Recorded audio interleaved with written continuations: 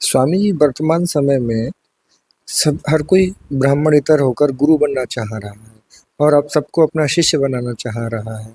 जो लोग ब्राह्मणों को अपना शिष्य बना रहे हैं, यह क्या शास्त्र सम्मत है? यदि ऐसा करें तो उनकी गति क्या है? अच्छा, ये प्रश्न भी हाँ आजकल ये बहुत प्रासंगिक है और बहुत आवश्यक है। कुछ अनजानेपन के कारण, कोई लोभ के कारण, कोई भय के कारण और विशेष रूप से प्रलोभन इसमें बहुत महत्वपूर्ण है। अनजाने में मोह के कारण जो ब्राह्मण कुल में नहीं जन्मे हैं और ब्राह्मणों को शिष्य बनाने की चाह रखते हैं, शिष्य बना भी लेते हैं, परंतु ये शास्त्र की दृष्टि से तो सर्वथा अनर्थ है। यहाँ कौशिकी संहिता के श्रीमद् भागवत महात्म्य में 22वें और 23वें श्लोक में इसका उल्लेख है। कहते हैं यो हीनश्चोत्तमम वर्णम, यो हीनः, हीनः माने निम्न वर्ण में, क्षत्रिय हैं, वैश्य हैं, शूद्र वर्ण में हो गए, जन्म हुआ और फिर किसी रूप में उन्होंने अपने आप को प्रतिष्ठित कर लिया साधु के रूप में, और कहीं जो बन जाते हैं कथावाचक के रूप में। किसी क्षेत्र के कारण उनको धनाधिक की महत्ता के कारण कोई स्थान उत्तम मिल गया।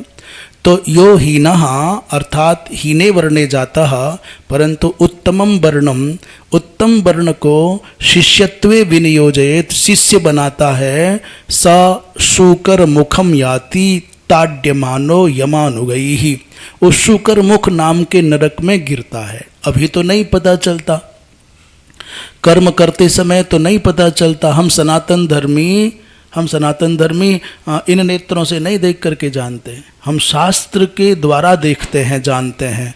शास्त्र कहे सही तो सही, शास्त्र कहे निषिद्ध तो निषिद्ध।